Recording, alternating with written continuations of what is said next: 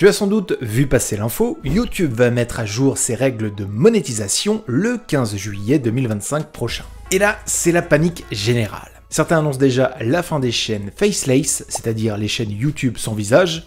D'autres disent que c'est la fin des vidéos générées par l'IA, ou encore la fin des chaînes automatisées à outrance. Mais est-ce vraiment le cas?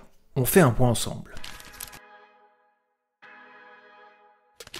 En réalité, quand on s'intéresse à cette mise à jour, elle apparaît dans l'aide YouTube sur le petit paragraphe suivant, qui dit que YouTube a toujours exigé que les créateurs mettent en ligne un contenu original et authentique. Le 15 juillet 2025, YouTube mettra à jour ses règles afin de mieux identifier les contenus produits en masse et répétitifs. Cette mise à jour reflète mieux la définition actuelle du contenu non authentique. En clair, YouTube veut s'attaquer aux dérives actuelles du spamming.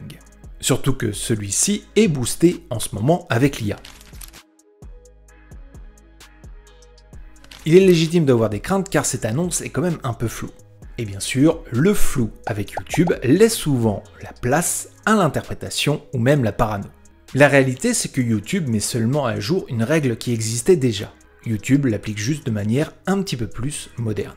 D'ailleurs, YouTube nous en dit plus en réponse au tweet de Dexerto, qui tirait la sonnette d'alarme, en disant que pour clarifier, ceci est une petite mise à jour de règles qui existaient déjà, surtout pour lutter contre le contenu produit en masse et répétitif. Et la team YouTube précise que ce type de contenu est déjà inéligible pour la monétisation depuis des années, car il est considéré comme spam. Ça ne date donc pas d'hier et ce n'est pas une simple question d'IA. Et pour preuve, je vais te donner un exemple qui m'est arrivé il y a quelques années. Un ami voulait se lancer rapidement sur YouTube pour faire des vidéos très simples qui pourraient lui rapporter gros avec la monétisation. Et à l'époque, en concertation, on s'est dit pourquoi pas faire une chaîne de citations. Celle-ci était populaire et ne nécessitait pas beaucoup de travail. En soi, vraiment très peu de montage, seulement du texte, en citant les auteurs les plus connus. Il lance sa chaîne et atteint rapidement les 1000 abonnés et 4000 heures de visionnage. Problème, YouTube lui refuse la monétisation car le contenu n'est pas défini comme original. Dans le cas précis, c'était du contenu déjà vu et revu sur YouTube qui n'apportait donc pour la plateforme aucune valeur ajoutée, un simple copycat.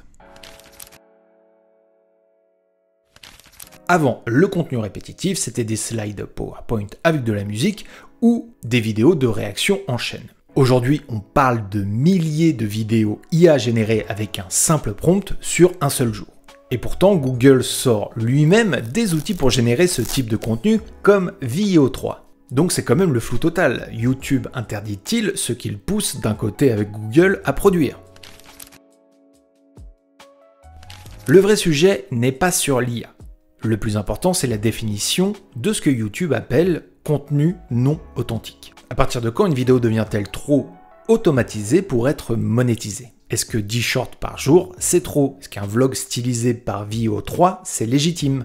Eh bien tout ça dépend du niveau de transformation apporté par le créateur. Mon avis, tant que tu crées du contenu original, que tu montes un minimum, que tu scénarises tes vidéos, tu ne devrais pas être concerné par cette mise à jour. Et que tu le fasses avec de l'IA ou non, pas de problème. Mais si tu balances 300 visuels ou slides d'IA non modifiés, et tu commences à prendre des risques. De plus, on arrive peut-être à la fin d'un concept populaire sur les réseaux. Le copie ma méthode pour toi aussi gagner de l'argent. Le fond de ma pensée, une série de vidéos créées par l'IA n'est pas sanctionnable, sauf si elle n'est pas originale, c'est-à-dire qu'elle reprend une idée déjà vue et revue sur YouTube, sans réelle adaptation personnelle. Quoi qu'il en soit, la position de YouTube sert son intérêt, les équipes veulent garder le contrôle. Et c'est bien normal car si YouTube commence à lister tous les cas de figure, la plateforme sera coincée à chaque nouvelle tendance qui émerge. D'autant plus avec la rapidité et l'évolution des modèles vidéo IA. Relis bien les règles de monétisation, je te les mets en description de cette vidéo. Vérifie si ton contenu n'est pas répétitif, n'est pas recyclé, n'est pas transformé. Prépare-toi le cas échéant à adapter ton workflow, surtout si tu utilises de l'IA.